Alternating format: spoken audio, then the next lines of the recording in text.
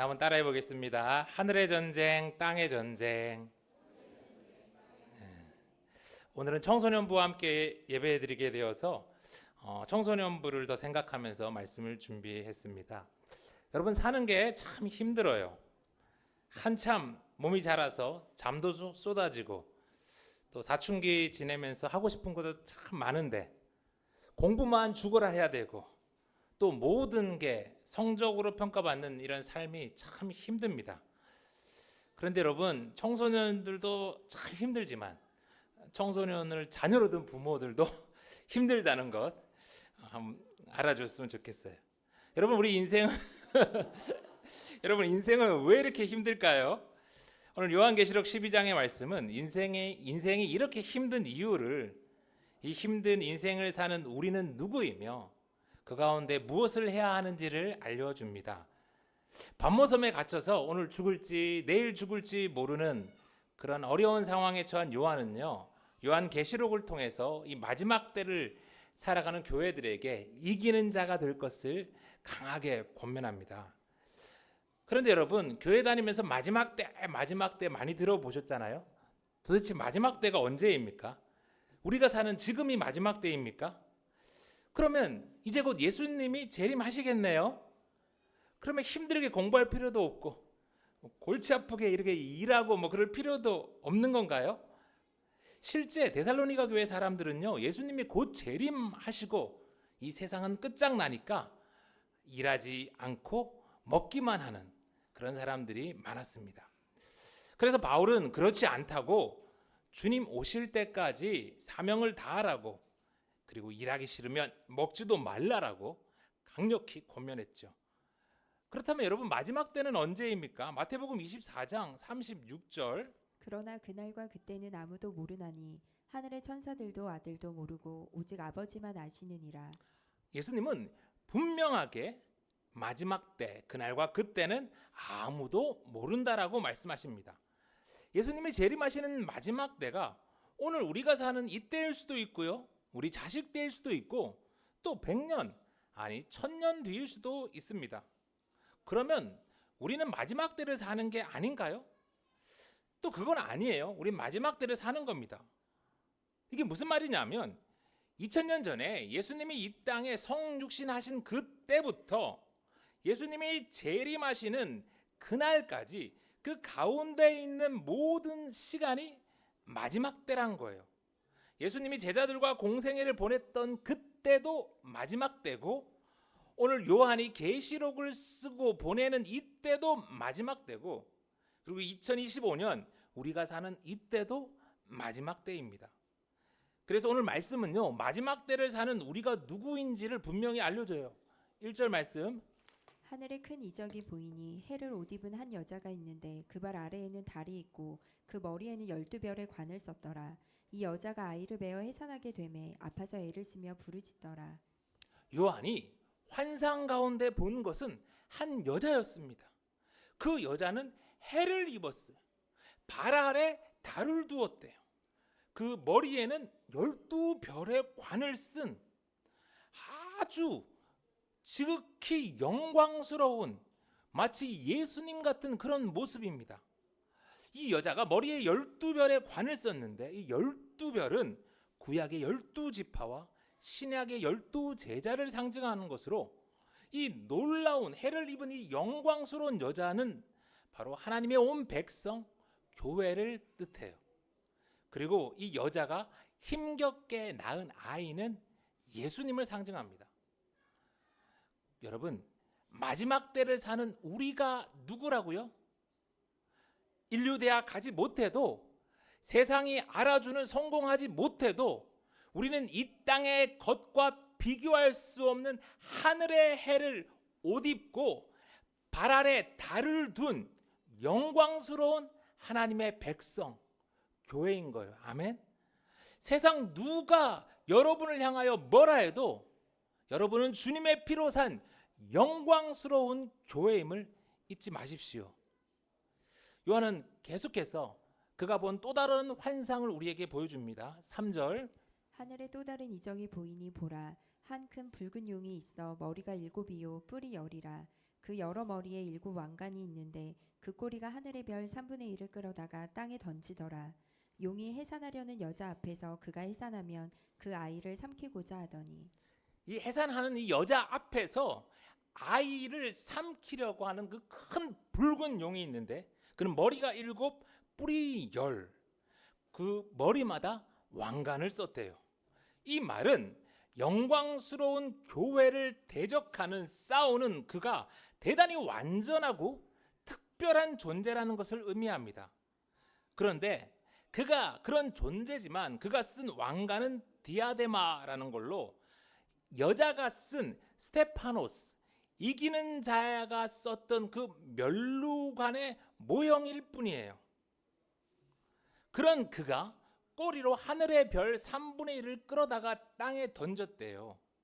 그가 누구이며 도대체 무슨 짓을 했는지 9절에 보다 구체적으로 나옵니다. 9절 큰 용이 내쫓기니 옛뱀 곧 마귀라고도 하고 사탄이라고도 하며 온 천하를 꿰는 자라.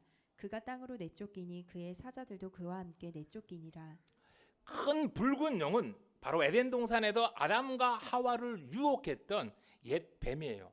그는 마귀, 디아블로스, 게임 이름도 있죠.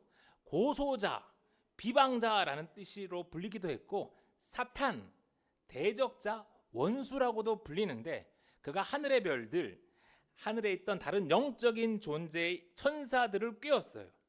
이사야 14장 12절 너 아침의 아들 계명성이여 어찌 그리 하늘에서 떨어졌으며 너 열국을 엎은 자여 어찌 그리 땅에 찍혔는고 내가 내 마음에 이르기를 내가 하늘에 올라 하나님의 뭇별 위에 내 자리를 높이리라.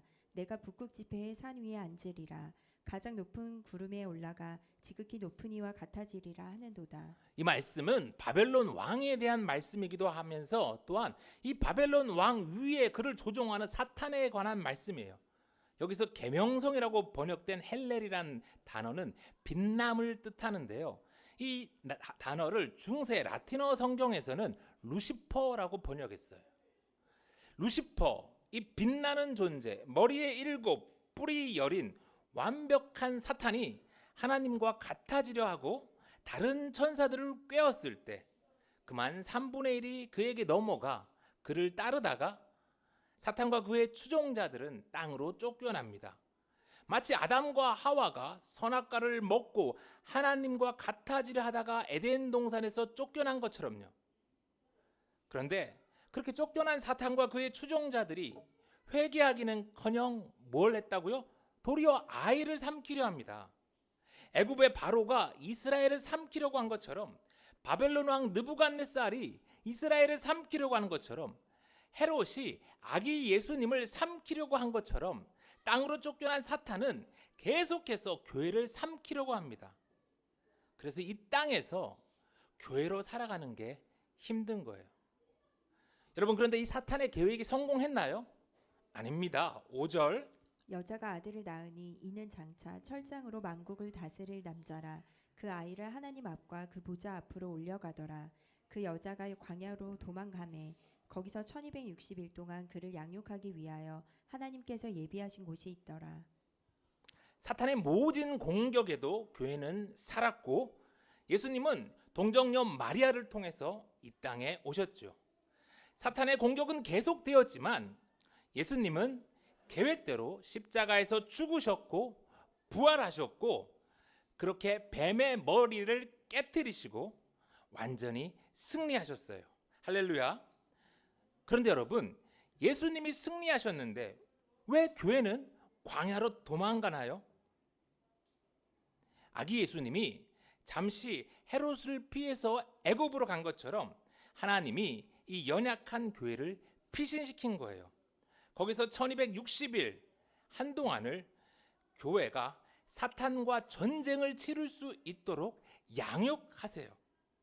그런데 그곳은 부족한 것도 불편한 것도 너무나 많은 광야이다 보니까 거기다 사탄이 끊임없이 교회를 삼키려고 하다 보니까 교회가 이 땅을 살아가는 게 참 만만치 않습니다. 그러나 잊지 맙시다. 하나님은 결코 교회를 광야에 버려두지 않습니다. 날마다 만나와 메추라기로 먹이셨고 낮에는 구름 기둥과 밤에는 불 기둥으로 인도하셨어요. 40년을 걸어도 그 옥과 신이 헤어지지 않게 하나님은 교회를 눈동자같이 지키시며 사탄과 싸울 하나님의 군대로 양육하고 훈련시키십니다. 종종 사람들은 내가 광야를 유토피아로 천국으로 바꿀 수 있을 거라 믿습니다. 조금만 더 열심히 공부하고 조금만 더 열심히 일하고 조금만 더 많이 모으면 내가 사는 광야가 천국으로 바뀔 것으로 기대하며 해산하는 여자와 같이 애를 씁니다. 그런데 여러분, 정말 그러면 광야가 천국이 될까요? 아닙니다. 온천하를 꿰는 사탄의 거짓말일 뿐이에요. 사람이 아무리 돈을 많이 모아도, 아무리 높이 올라가고, 아무리 큰 탑을 쌓아도 광야가 천국 되진 않습니다. 광야는 잠시 교회가 양육, 훈련받는 곳일 뿐 광야의 끝에 요단강 너머에 천국이 있는 거예요. 그런데 사탄의 거짓말에 속아서 헛된 수고만 하니까 그 인생이 힘든 거죠. 여러분, 성경은 분명히 말합니다. 마지막 때에 인간이 그토록 유토피아로 만들려고 애쓰는 이 땅엔 7 인과 7 나팔과 7 대접의 재앙들이 쏟아질 거라고. 인간들이 그렇게 아끼는 처음 하늘과 처음 땅은 다 사라지고 바다도 다시 있지 않을 거라고. 사탄을 따라간 어리석은 인생의 끝엔 지옥이 기다릴 뿐 교회는 광야 끝에 만날 새 하늘과 새 땅을 소망하며 살아야 합니다. 아멘.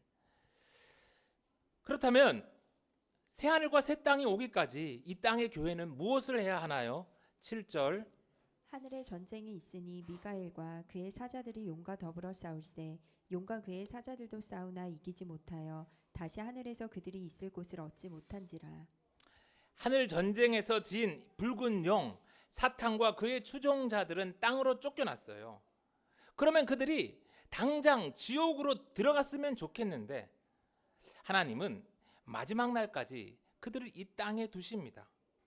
그래서 하늘의 전쟁은 끝났지만 땅의 전쟁이 이어지는 거예요. 그리고 그 남은 땅의 전쟁을 교회가 하는 겁니다.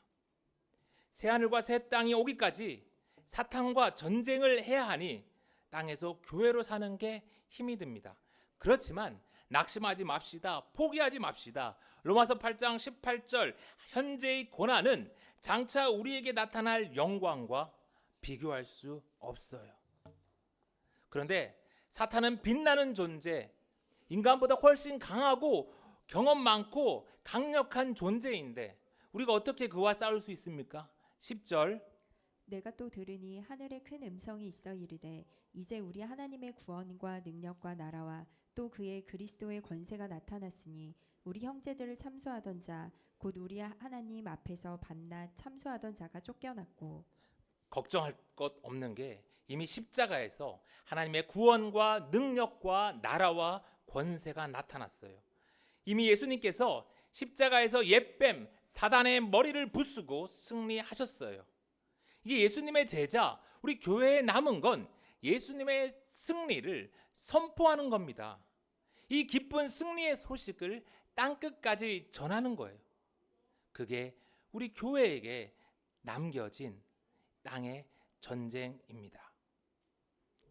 그런데 악한 마귀는 패배했음에도 여전히 자기가 왕인 것처럼 온 천하를 속이며 우리 형제들, 예수님이 승리하신 기쁜 소식을 전하려는 교회를 핍박합니다. 그런 사탄과 싸워 이길 수 있도록 주님이 교회에게 강력한 무기를 주셨는데 11절. 또 우리 형제들이 어린 양의 피와 자기들이 증언하는 말씀으로써 그를 이겼으니 그들은 죽기까지 자기들의 생명을 아끼지 아니하였도다. 어린 양의 피와 자기들이 증언하는 말씀으로. 여러분, 사탄의 또 다른 이름은 마귀, 디아블로스, 고소자, 비방자라 했어요. 10절에도 나오듯이 그는 밤낮 우리를 고소 참소하는 자입니다. 너 무슨 죄 지었잖아. 너 거짓말했잖아. 너 음행을 저질렀잖아. 너는 더러운 존재야. 사탄은 우리의 죄를 끊임없이 들추어내고 우리를 정죄해요. 그렇지만 우리에겐 사탄의 참소를 무찌를 수 있는 강력한 방패가 있으니 바로 어린 양의 피, 예수 그리스도의 보혈입니다. 이사야 1장 18절, 너희의 죄가 주홍 같을지라도 눈과 같이 희어질 것이요 진홍같이 붉을지라도 양털같이 희게 되리라. 아무리 사탄이 우리를 참수해도 예수의 보혈이, 예수의 피가 우리의 죄값을 이미 다 치렀기 때문에 우리는 하나님 앞에 설 수가 있습니다. 아멘. 예수님의 보혈이 우리를 지킬 방패라면요, 우리가 사탄을 벨 날선 검은 무엇인가요? 증언하는 말씀. 우리 형제들은 어린 양의 피와 자기들이 증언하는 말씀으로 사탄을 이겼어요. 에베소서 6장 17절, 성령의 검 곧 하나님의 말씀을 가지라. 우리 속에 꼭꼭 숨겨둔 말씀이 아니라, 들고 다니는 스마트폰 속에 있는 그런 말씀이 아니라, 성도가 증언하는 말씀이 사탄과 악의 악한 영을 베는 성령의 검이에요. 아멘. 얼마 전에 요즘 유행하는 애니메이션 귀멸의 칼날을 극장에서 봤어요. 처음에는 잔인하게 검으로 도깨비 죽이는 만화라서 그저 유치할 줄만 알았는데 거기에 영적으로 굉장한 의미가 있더라고요. 귀멸의 칼날의 그 악당 보스는 무잔이라는 도깨비 왕입니다. 그는 1000년 동안 수많은 사람들을 잡아먹으면서 자신의 힘과 생명을 연장했어요. 그리고 이를 더 효과적으로 하려고 수많은 부하 도깨비들을 이렇게 만들었죠. 그 중에서 특히 센 놈을 12를 골라서 12귀월, 상현 6, 하현 6 이렇게 세웠어요. 꼭 예수님이 12제자들을 이렇게 세운 것처럼요. 그 도깨비왕 무장과 그 따르는 도깨비들을 토벌하는 게 인생의 목적으로 모인 사람들이 있었으니 그 귀살대라고 해요. 귀살대. 그 주인공이 그 귀살대원이에요. 이 사람들을 잡아먹는 도깨비들은요, 이 자기 막 싸우다가 팔이 잘리고 다리가 부러져도 금방 막 재생이 됩니다. 그런데 그 도깨비와 싸우는 귀살대는 부러지면 막 몇 날 며칠을 치료받아야 하고요, 잘려 나가면 평생을 불구로 살아야 해요. 그리고 그 치열한 전투 가운데 수많은 사람들이 목숨을 잃습니다. 그럼에도 귀살대는 도깨비들이 이 땅에서 사라질 때까지 그 모진 고생을 다하면서 전쟁을 이어갑니다. 그런 귀살대의 모습이 꼭 하나님이 사탄과의 전쟁을 위해서 이 땅에 세우신 교회 같았어요. 귀살대가 도깨비를 해치우는 무기는 각자가 하나씩 받은 그 검입니다. 검. 귀살대는 자신의 검을 소중히 여기면서 언제나 그 검으로 도깨비의 목을 벨 수 있도록 그렇게 훈련을 해요. 여러분, 교회도 마찬가지입니다. 귀살대, 특히 그 주인공 탄지로처럼 성도는 좌우의 날성 검, 하나님의 말씀을 가지고 있어야 하고요, 또 이 말씀으로 악한 영을 벨 수 있도록 훈련해야 하고요, 또 악한 영을 만났을 때 자기의 입술로 증언하는 말씀으로 배어야 합니다. 거기 귀살대 중에서 특별히 잘 싸우는 이들을 주라고 해요. 주, 염주, 음주, 암주, 좀 웃기죠? 수주, 뭐 충주, 뭐 이렇게 있어요. 벌레의 주란 거예요. 처음에 뭐 주라고 하길래 무슨 뭐 각 부대의 주인을 뜻하는가 했는데, 그것이 일본 한자로 기둥주, 기둥을 뜻했어요. 그러니까 그 사람들이 이 귀살대의 기둥들이라는 거예요. 그런데 이 수많은 귀살대원 중에서 그들이 특별히 주, 기둥이라고 불리는 이유는 그들이 호흡에 통달했기 때문이에요. 염주는 불의 호흡, 수주는 물의 호흡, 염주는 바위의 호흡 뭐 있어요. 각각 모양과 방법은 다르지만 그들은 자신에 맞는 그 호흡에 통달한 자들이에요. 그런데 그 모든 호흡의 원조가 있으니 세계관 최강자 요리이치가 사람이고, 그가 쓴 해호흡이에요. 해호흡. 그 요리이치를 따라서 해호흡을 익힌 덕분에 그 후로 귀살대는 크게 강해져서 무잔과 그 도깨비들과 제법 싸울 수 있게 되었어요. 여러분, 교회도 마찬가지입니다. 이 말씀의 검과 함께 또 우리에게 무엇이 필요하냐면 호흡이 필요해요. 이 말씀의 검을 불태울 영적인 호흡이 바로 기도입니다. 요리칠의 해호흡이 모든 호흡의 기초가 되었듯이 우리 기도의 원조는 예수님이 가르쳐 주신 기도, 주기도문이에요. 그 귀살 때 여러 주들이 있는데 막 불의 호흡, 물의 호흡, 바위의 호흡 다 달라요. 그런데 어느 누구도 자기의 호흡이 옳다고 다투질 않습니다. 교회도 그래야 돼요. 통성 기도가 나한테 맞는 분도 있고 묵상 기도가 나한테 맞는 분도 있어요.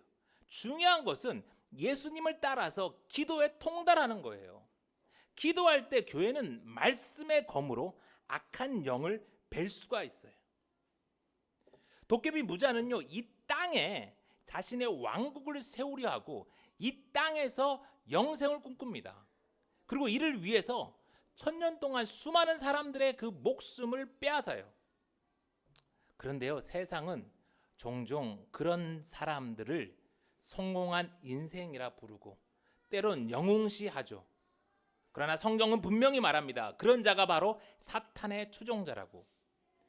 무잔의 왕국은 상현 1부터 하현 10위까지 그리고 나머지 도깨비들까지 철저한 힘에 의한 계급 사회입니다.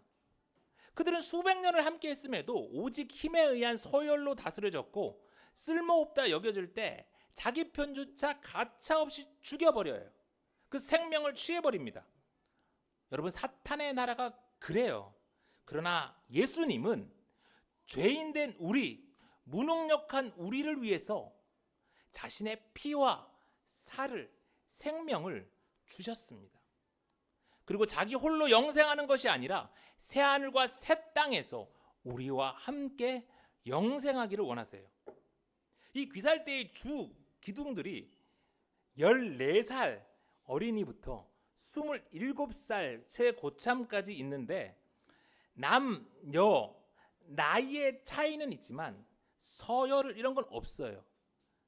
마찬가지로 예수님의 12제자들도 서로 다름은 있지만 서로 존중하며 함께 동역할 뿐 예수님의 몸된 교회에 서열은 없어요. 도깨비들과 비교할 수 없는 짧은 인생을 살다 갔지만 도깨비들을 이 땅에서 몰아내기 위해 자신의 생명까지도 아낌없이 불태운 그 주들을 보면 꼭 예수님의 12제자 같았어요. 귀살 때처럼 예수님의 12제자들도 사탄과의 전쟁에서 자신의 생명을 아끼지 않았고 승리했고, 그리고 예수님의 제자들이 발이 닿는 그 곳들을 다 하나님의 나라로 회복시켰죠. 할렐루야. 그런데 여러분, 아직 이 땅의 전쟁이 끝나지를 않았어요. 12절.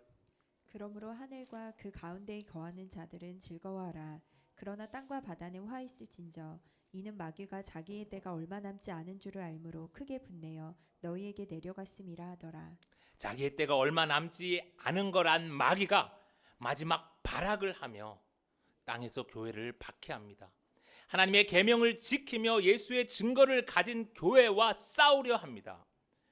마지막 때 이젠 우리가 예수님의 뒤를 이어서 피 흘리며 싸운 예수님의 제자들의 뒤를 따라서 사탄과의 전쟁을 이어가야 합니다. 말씀을 마쳐요. 여러분, 교회는 땅에서 더 높이 올라가고 더 많이 갖기 위해 모인 사람들이 아닙니다. 교회는 더 큰 힘과 더 많은 명예를 누리려고 모인 공동체가 아닙니다. 교회는 예수님을 닮은 영광스러운 존재로 마지막 때 이 땅에서 사탄과의 전쟁을 치르는 하나님의 군대입니다. 이 전쟁을 위해 주께서 피로 사신 여호와의 기업이고 용사의 화살입니다. 귀살 때는 죽음 뒤에 무엇이 있는지도 모르면서 그들의 생명을 아끼지 않았는데, 여러분, 우리는 죽음 뒤에 무엇이 있는지를 분명히 알잖아요. 예수님의 보혈과 말씀의 검과 기도란 호흡으로 마지막 땅의 전쟁에서 귀살 때처럼 예수님의 12제자처럼 우리의 마음과 우리의 생명을 불태우며 싸울 수 있는 예수 생명교회가 다 되기를 간절히 소망합니다.